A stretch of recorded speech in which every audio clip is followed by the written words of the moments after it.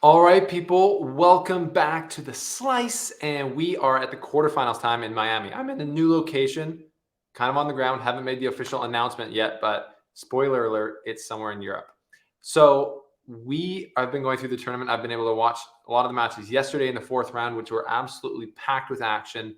Lots of things went down. Nick Kyrgios losing it, getting a game penalty, almost getting defaulted by going after Carlos Bernardes, the umpire, which him and they have a huge beef now, and just they were giving it to each other. So we're going to talk about that. Is Nick just taking it way too far now? We're also going to look at Alcaraz's amazing win over Tsitsipas, and we're going to look at the tennis, the draws, the matchups in the quarterfinals here in Miami, which for the last 2 years has basically been like a great expose of the next gen talent, because we haven't had Djokovic, we don't have Nadal, and then I'm going to do predictions. So prediction times will come.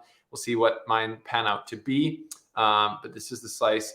Thanks for being here, and welcome to the show.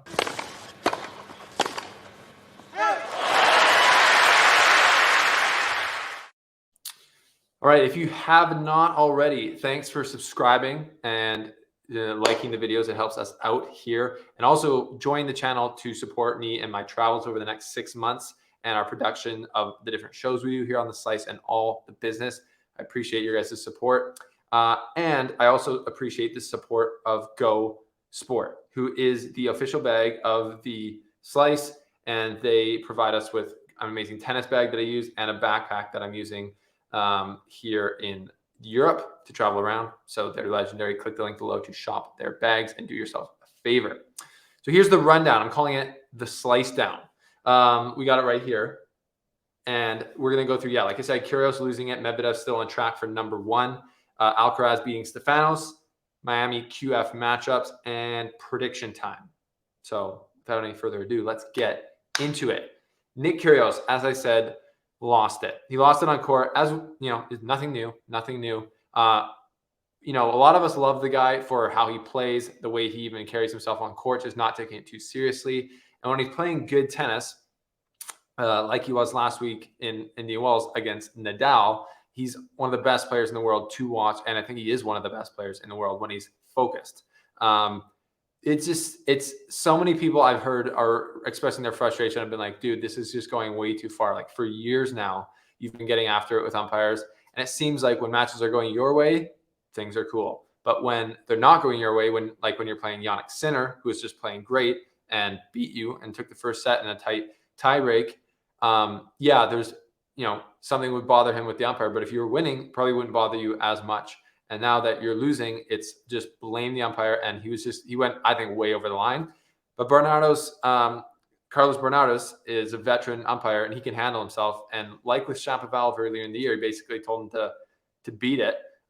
He did the same to Nick, and he just didn't take what Nick was doing. And he gave him a warning, a point penalty, and then a game penalty at the end of the first set. And that basically gave the match, Kyrgios was never able to break Sinner back, who plays great on these hard courts, Miami hard courts. And that basically, gave the match to Sinner in that way and gave him the huge advantage. So question to you guys is are you still standing behind Nick, like being like, this is just who he is, he's just a wild card? Or is it like going too far now for you where you're like, this is just kind of hard to watch and like embarrassing and annoying? I'm kind of leaning more to that camp, especially when he goes after and just doesn't stop. You're like, this guy's just out of control. And I would love, as a Nick Kyrgios tennis fan, to see him in control and just playing great tennis like he has been the last few weeks. Now that I said Netflix is on board with that cash money, I think he's got a lot more incentive for that.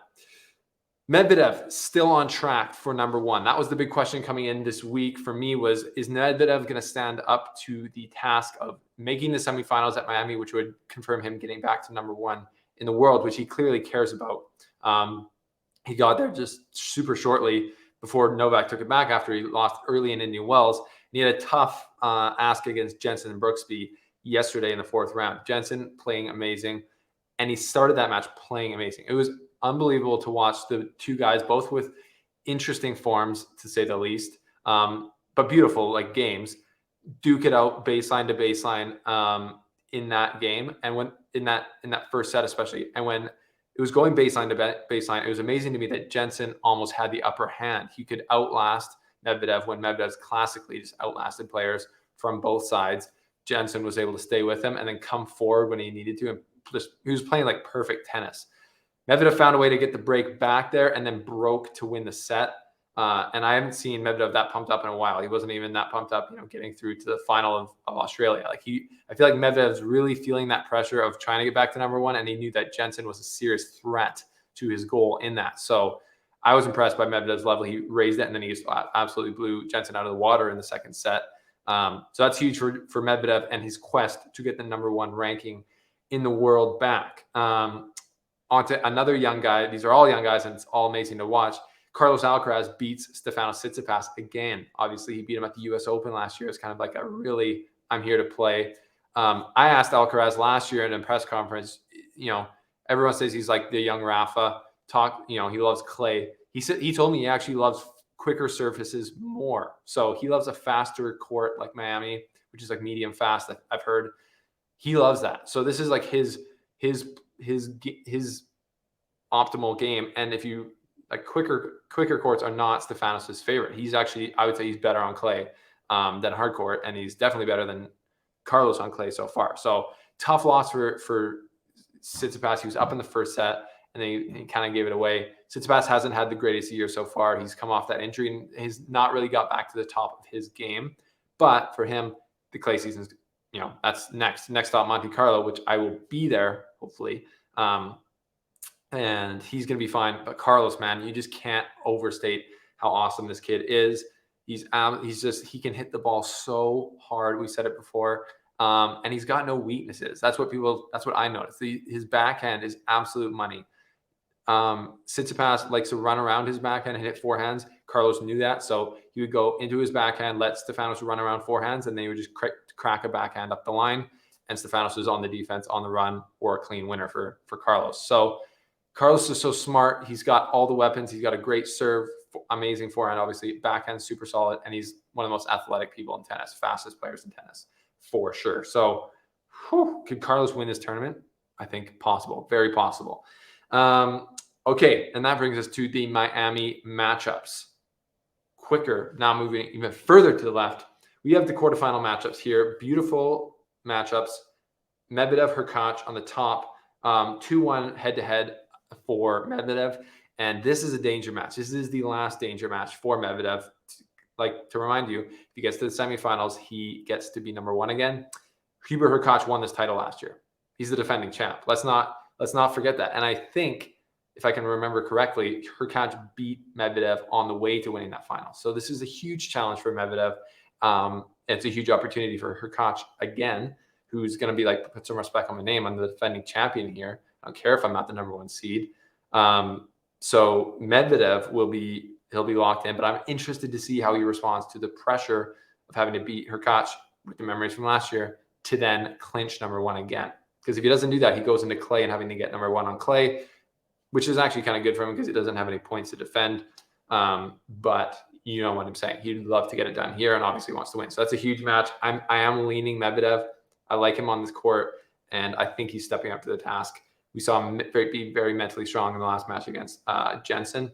So I'm taking him slightly, but it will be a tough match. And Hurkacz hasn't had the best year in 2022. Alcaraz versus Kecmanovic. Kecmanovic, great year. Under the radar. He's still only 22 years old, and he's kind of really is out of the spotlight a lot in the last year or two. Guys like Carlos Alcaraz has taken all the spotlight. But this match is going to be great because they're both playing amazing, both young guys and both super athletes. So neither of them super tall, but they have huge games and they're both very, very strong. So I'm leaning Alcaraz there just because to me, he's got just way more pizzazz. He's got the heat right now, but put some respect on Kecmanovic's name. He's been playing great. That brings us to, so I'm leaning Alcaraz there. I got Medvedev and Alcaraz, and then Sinner versus Cerundolo, Francisco Cerundolo, who's had a great run here. The Cerundolo brothers, they're just client court players, but he's showing that they can transfer over to the hard courts and make an impact. He beat Francis TFO to avenge the loss that TFO gave to his other brother, Juan Manuel. So that's great for him, but I just can't see Sinner losing that matchup at all. Sinner loves these courts. He's trying to win this tournament. He believes he can. He was in the final last year, so I just see there's no way that Sinner's losing that match. So I'm taking Sinner. Then we got Ruud versus Zverev, and that's a great matchup.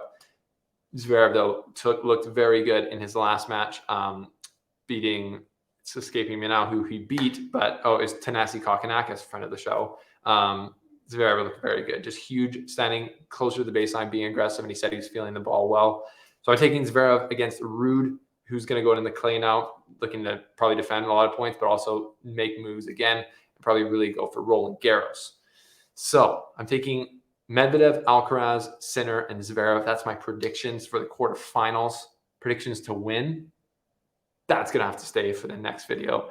Coming at you probably with a semifinal preview. But anyways, that's my quarterfinal preview. What do you think about Nick Kyrgios? Let me know below. Let me know your predictions in the comment section below. And give some love to Go Sport, our sponsor. Premium tennis bags for premium tennis fans like you guys are here on The Slice. Appreciate you guys being here. Stay tuned to the Instagram and my Twitter at The Slice Tennis for updates as we go. We will see you guys